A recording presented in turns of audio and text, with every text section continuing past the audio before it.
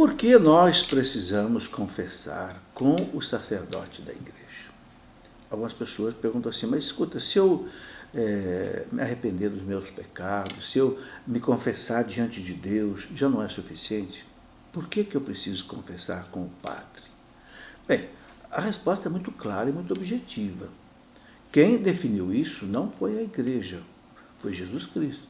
E a igreja simplesmente confirma, repete aquilo que Jesus mandou fazer.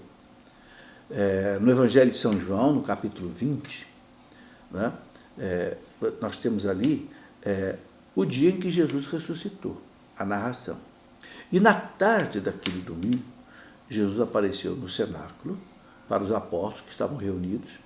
E a primeira coisa que Jesus fez foi exatamente instituir o sacramento da confissão. Ele disse para os apóstolos, recebei o Espírito Santo. Por quê? Porque é pelo Espírito Santo que todos os sacramentos são ministrados, é no poder do Espírito Santo. Recebam o Espírito Santo.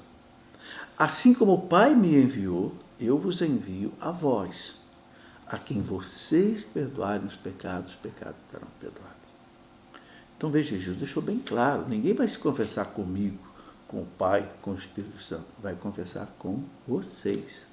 A quem vocês perdoarem os pecados serão perdoados. Porque essa é a lógica de Deus na salvação da humanidade. Qual é a lógica? O Pai mandou o Filho enviou a igreja. O Evangelho está cheio de passagens desse tipo.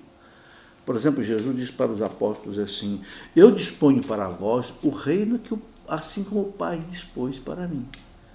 Está lá em Lucas 22, 29. O Pai dispôs o reino para o Filho dispôs para a igreja, para os apóstolos.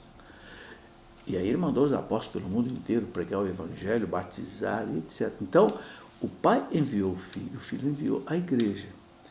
Então, Cristo manda conversar com a igreja, com os apóstolos e os seus sucessores, que são os bispos, que dão aos presbíteros a mesma incumbência, pela sucessão apostólica.